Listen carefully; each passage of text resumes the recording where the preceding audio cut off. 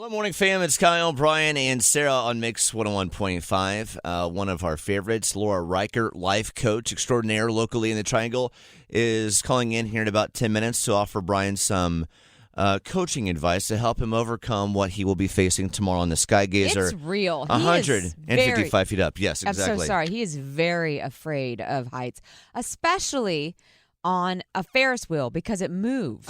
But more on that in a little bit. But there is a question that I had for Bryan, and that is a predicament that he had himself in last night. And I'm curious what you all would have done in the same situation. I love all this state fair content that we have because that's a life most of us are living right now. Well, you go to the state fair, you come back with about 200 stories. So True story. This one not about getting lost at the fair. That coming up Lord, later this get morning. ready We for that. we need a lot more time for that you one. do.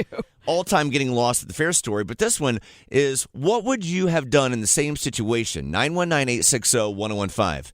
Because Bryan was at his go-to stand last night, but then you were in a major predicament of what you needed to do next. Oh, yes. What would you have done Yes. in this life situation, morning fam? For me, the state fair is all about moments and memories. That's why you go to the fair. That's why you buy the tickets and you wait in the lines and you go through all of the stress so that you can have these images for your kids.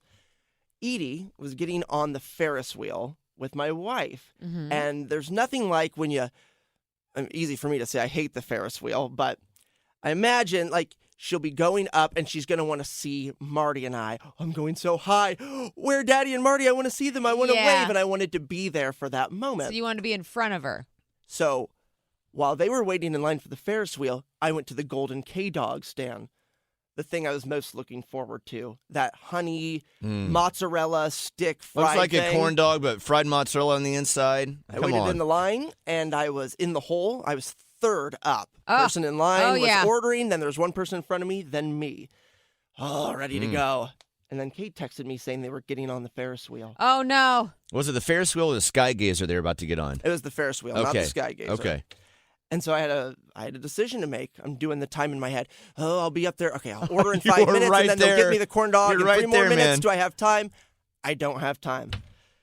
So I got out of line Good daddy. and walked to the That's Ferris what wheel. you do. That is what you do. And then she went up, and I waved. Hey! And she loved it.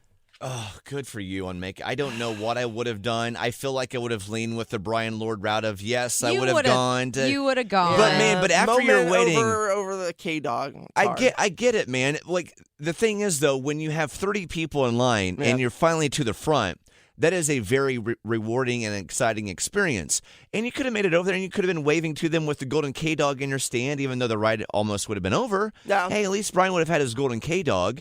So, morning fam, what would you have done in that situation after waiting in line with 30 other people? You are right there. You are like next in line.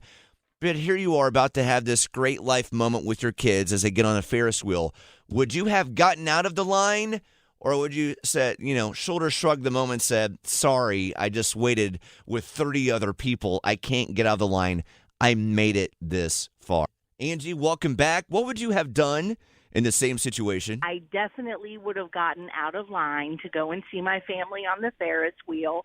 But then the very first thing I would have done when they got off was go get back in line. Yeah, because, it's Did he fried get the cheese on a K-Dog? stick. Did you end up getting the K-Dog? We did not. Oh, Bryan. Oh, hurts my heart. I man. know. That's a bummer. That line was worth waiting in when it was just Marty and I. For 4 people waiting in that line and 2 kids not Yeah, wanting. but you could have sent them to another ride to wait in line again.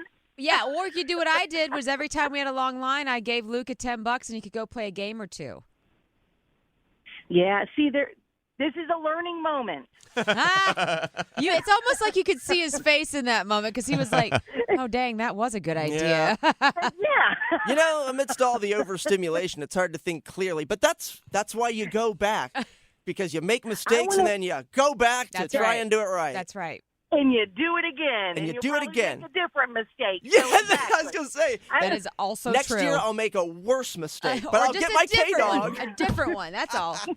Thank you, Just a Angie. different Have a one. good day. You're welcome. You guys have a great day. You too, Angie. Take Bye, care. Angie. Bye-bye.